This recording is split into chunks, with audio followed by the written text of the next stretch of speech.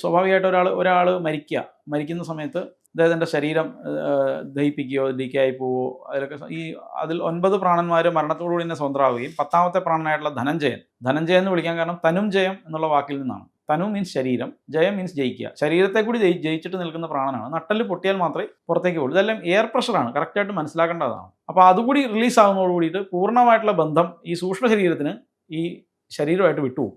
അത് ഫ്രീ ആവും. ആ ഫ്രീ ആവുന്ന സമയത്ത് ഈ സൂക്ഷ്മ ശരീരം എവിടെ നിലനിൽക്കും? ഇതുമായി സമാനമായ ഫ്രീക്വൻസിയുള്ള സ്ഥലത്ത് നിൽക്കും. അത് ബന്ധുമിത്രാദികളിൽ അറ്റാച്ച്ഡ് ആവും. അപ്പോഴാണ് ഇവർക്ക് പുലവാലായ്മകൾ വരുന്നത്.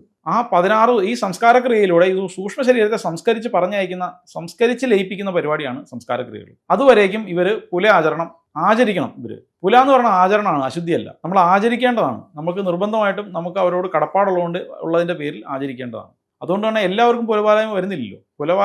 പുല വരുന്ന ബന്ധുക്കളാണ് ആചരിക്കേണ്ടത്.